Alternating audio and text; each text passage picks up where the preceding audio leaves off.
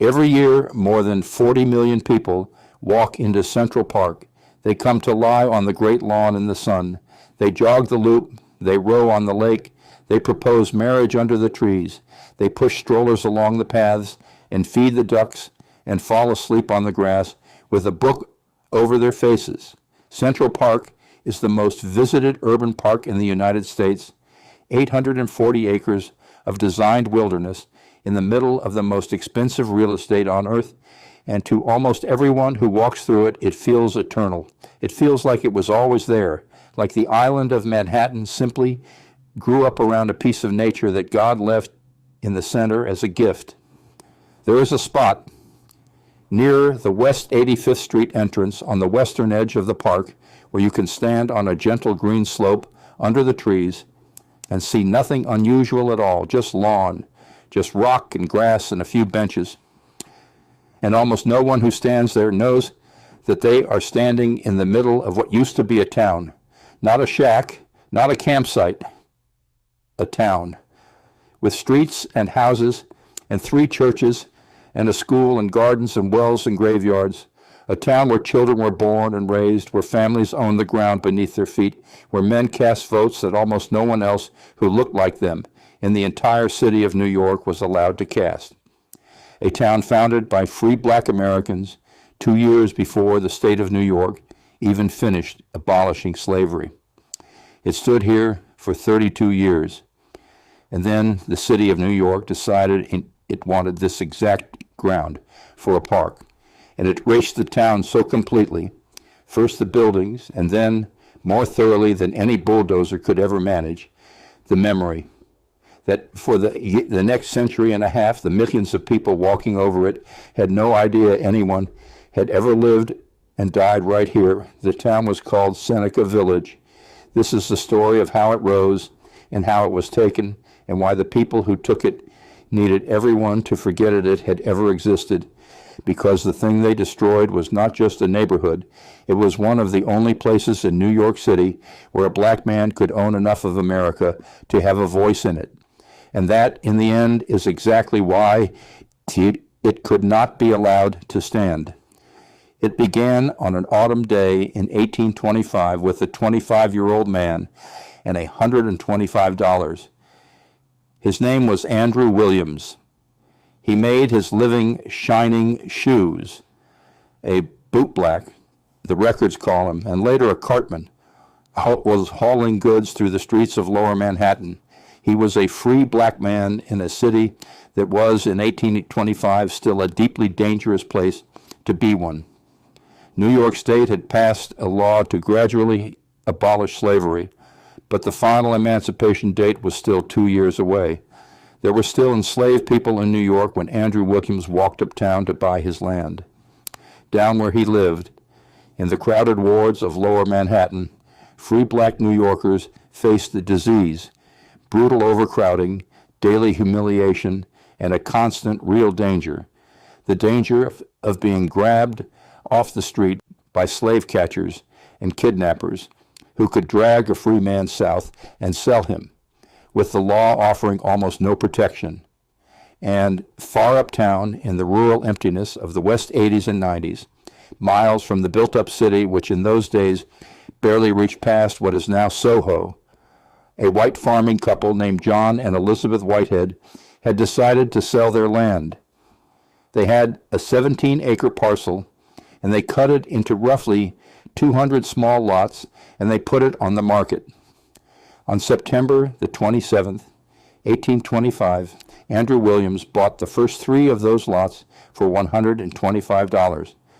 The same day, a feed store clerk named Epiphany Beshadi Davis, a trustee of the African Methodist Episcopal Zion Church, bought 12 lots for $578. That same week, the AME Zion Church itself bought 6 more. Within a single week, 21 lots had passed into black ownership. And from those first purchases on that empty, rocky, far uptown farmland, a community began to grow. Now, you have to understand what those men were actually buying, because it was not only land. To grasp it, you have to look at a law the state of New York had passed just 4 years earlier in 1821, a law designed with surgical precision to take political power away from black New Yorkers while pretending to do the opposite. Before 1821, New York had a property requirement to vote, but it applied to everyone, black and white alike. In 1821, the state rewrote its constitution. For white men, it abolished the property requirement entirely. From then on, any free white man could vote, rich or poor. But for black men, it did the reverse. It imposed a steep new barrier. To vote, a black man now had to own at least $250 worth of property, free and clear, and he had to have lived in the state for at least 3 years. $250 was a serious sum, the price of real land. The message was unmistakable. The state had looked at its black citizens and built a wall between them and the ballot box, a wall made of money and acreage, and it had torn down that very same wall for white men in the same breath. The effect was devastating, and the numbers tell you just how devastating. By the 1820s, there were more than 10,000 free black people living in New York City, the overwhelming majority of the black population, now that slavery was ending. And of all those thousands, only a tiny handful could meet the property requirement to vote. In 1826, the year after Seneca Village began, the total number of black New Yorkers who cast a vote in the entire city was 16. 16. In a city of more than 10,000 free black residents. So when Andrew Williams handed over his $125, and when other black New Yorkers followed him uptown and bought their own lots, they were not just buying a place to live, far from the disease and the kidnappers and the hatred of downtown. They were buying their way through that wall. They were buying the right to be counted. They were buying a vote. By 1845, of the roughly 100 black men in all of New York City who owned enough property to be eligible to vote, 10 of them lived in Seneca Village. 1 out of every 10 enfranchised black men in the entire city on this one patch of rocky uptown ground. That is what made Seneca Village extraordinary, and that is what would eventually make it a target.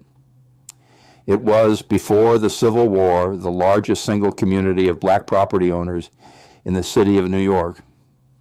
It was a machine for turning black labor into black land and black land into black political power in a country that was doing everything it could to prevent exactly that, and it grew.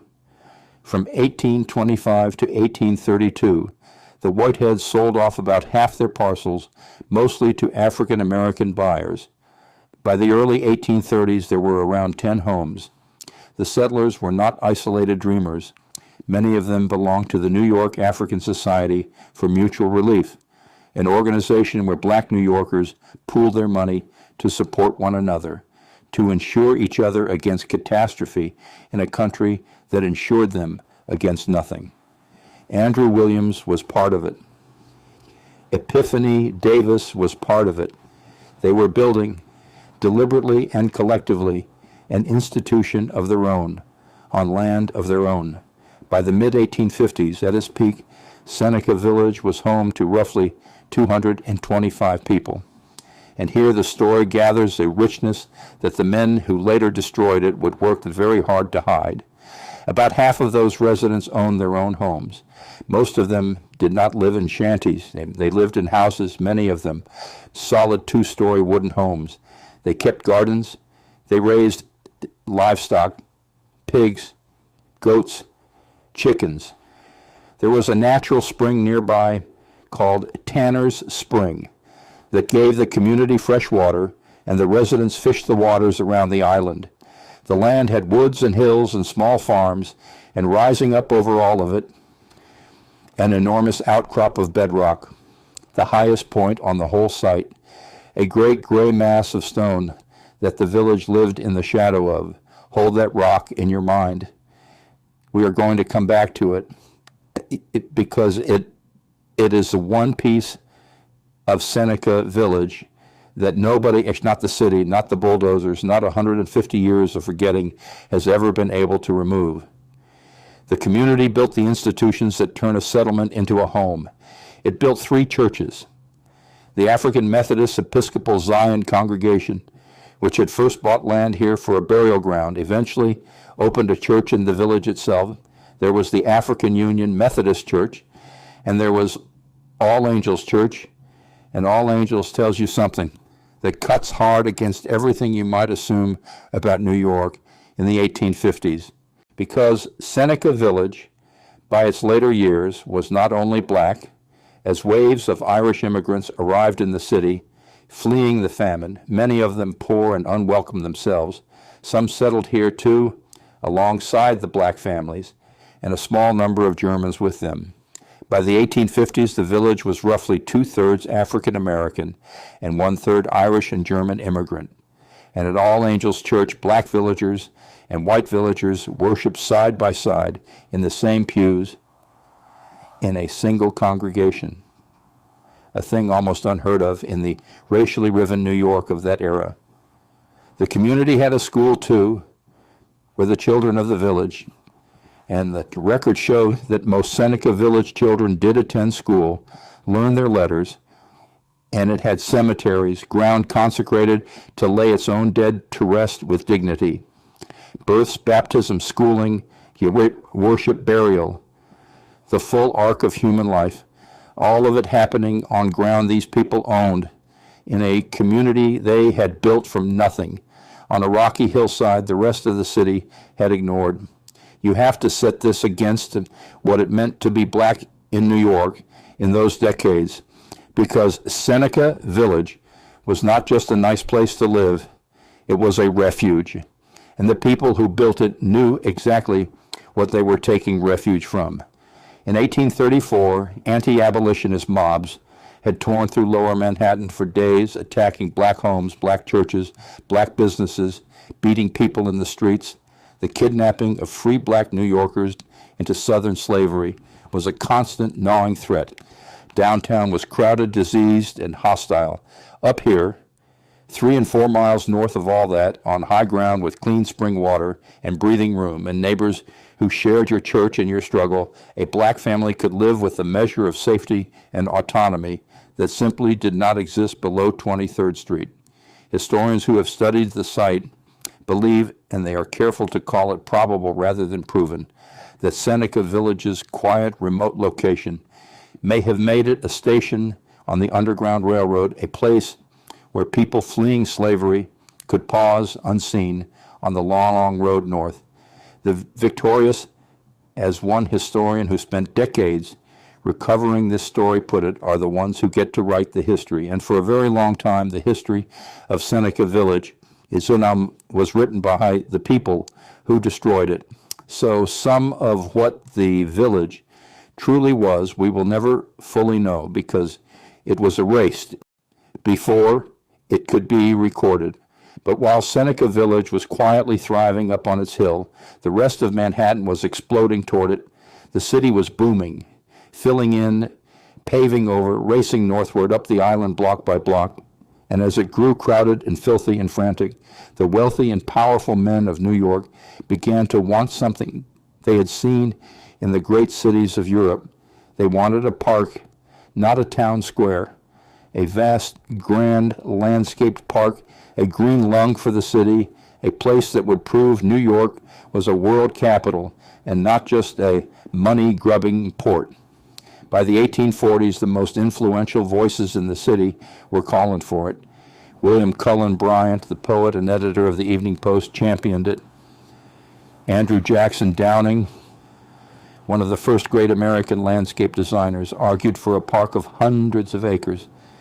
The idea gathered momentum and money and political will until it became unstoppable. New York was going to have its great park. The only question was where. And here is the hinge of the whole tragedy. Here is the part that tells you exactly how this decision really got made. The first serious site the city considered was not Seneca Village. It was a beautiful tract on the east side called Jones's Wood, a stretch of private land along the East River between roughly 66th and 75th Streets. It was lovely, wooded, well situated, but it had a problem. It was owned by wealthy, powerful, well-connected families. The Joneses and the Schermerhorns, names that carried weight in New York society. And when the city moved to take their land for the park, those families did exactly what families with money and lawyers and influence do. They fought, they went to court, they obtained an injunction. They tied the acquisition up in legal knots and got the whole thing invalidated. The rich families of the East Side looked at the government's plan to seize their land, and they killed it. So the park moved. It moved to the center of the island, to a long, rugged corridor running up the middle of Manhattan, a stretch that included swamps and rock outcrops and the city's water reservoir, land that was harder to develop and crucially occupied by people who could not hire the lawyers the Joneses and Schermerhorns could. It included the village of free black landowners up on the hill, the same instrument of government power, eminent domain, the state's right to seize private land for public use that the wealthy East Side families had just defeated in court was now turned on Seneca Village. And Seneca Village did not have the Schermerhorns lawyers. The park, in the end, was built not where it made the most sense, but where the people in the way had the least power to say no. In 1853, the New York State Legislature passed the law. It set aside roughly 775 acres of Manhattan, running from 59th Street all the way up to 106th, to be seized by eminent domain and turned into the great park. Seneca Village sat squarely inside the lines. The machinery ground into motion. The city's commissioners began assessing every parcel in the zone, more than 34,000 individual lots across the whole footprint, putting a dollar value on each piece of ground and each building, so the city could pay the owners and take their land. It was, the city insisted, all perfectly legal. Compensation would be paid. This was simply how progress worked. But before the city could take Seneca Village, it had to do something else first. It had to convince the public that there was nothing of value there to take. And so came the part of this story that should make you angriest, because it is the part that has echoed through every community destroyed in the name of progress ever since. The newspapers and the politicians launched a smear campaign against the people who lived on the land. They did not describe Seneca Village as what it was: a stable community of church-going, tax-paying, property-owning families, many in two-story homes with schools and gardens, and 150 years of dignity ahead of them if they'd been left alone. No.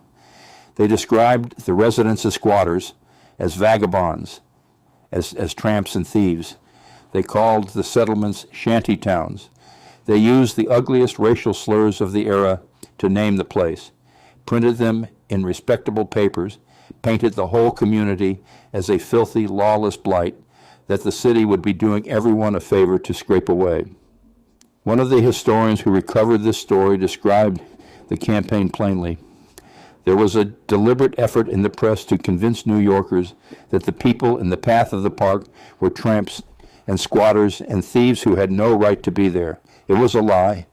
The records, the deeds, the census rolls, the tax assessments show it was a lie.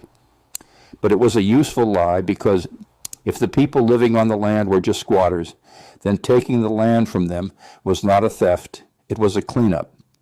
The erasure of Seneca Village began not with a wrecking crew, but with a story, a false story told loudly enough and often enough that the city could destroy a community of black landowners and call it an improvement. And then the wrecking crews came. The residents did not simply walk away. They fought the only ways they could. They petitioned.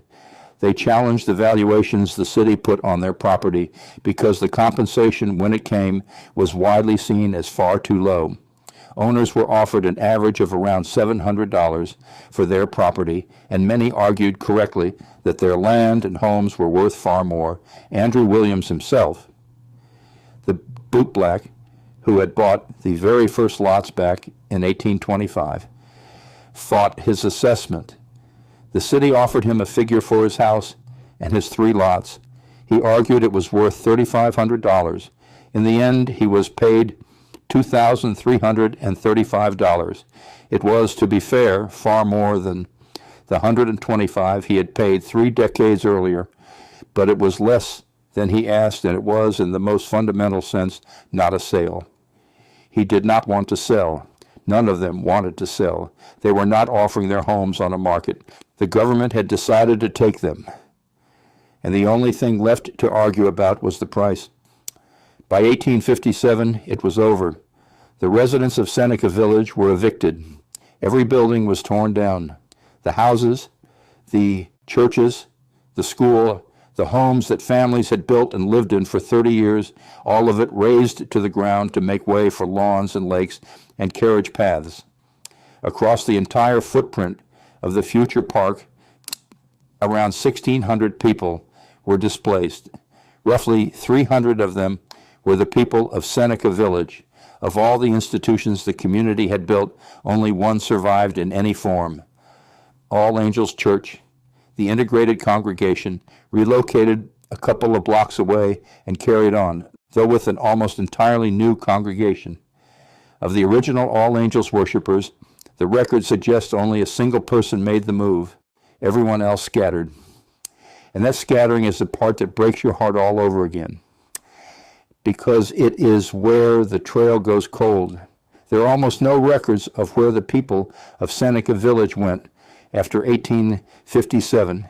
They did not move as a community to some new place where they could rebuild. They were dispersed one family at a time, absorbed back into a city that had just declared them squatters and bulldozed their homes.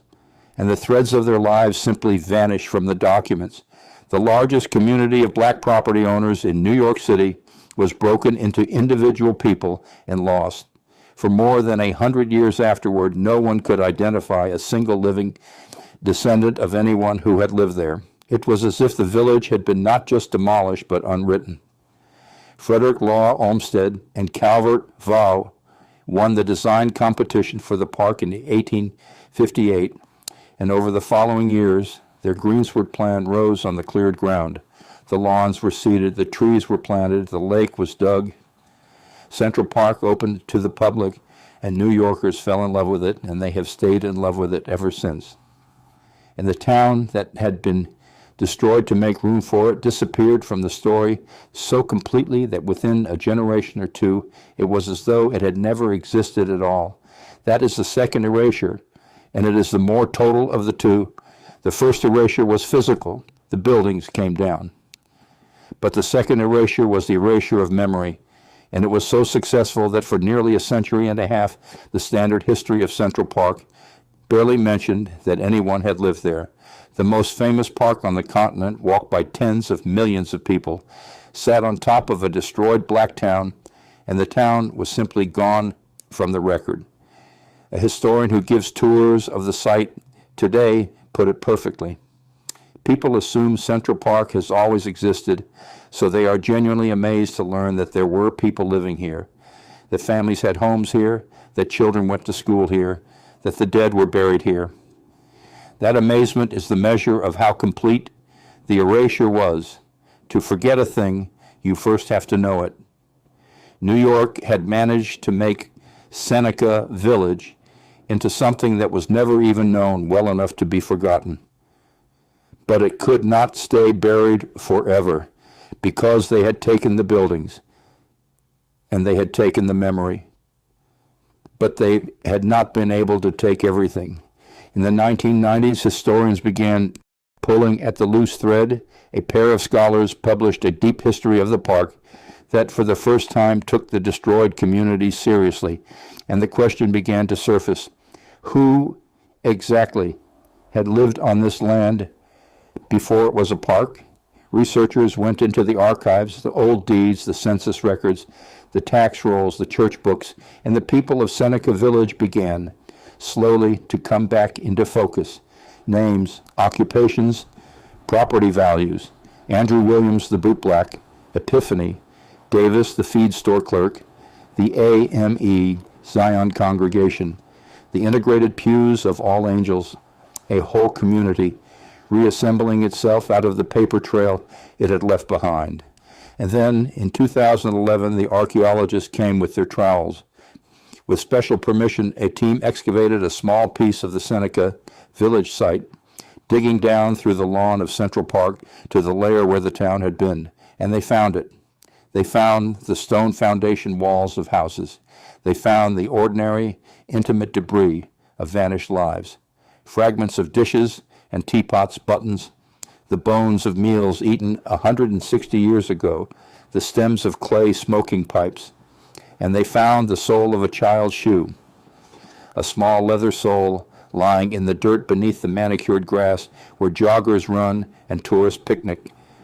The shoe of a child who had lived in a house in a town on this exact spot before the city decided the child's family were squatters and took it all away.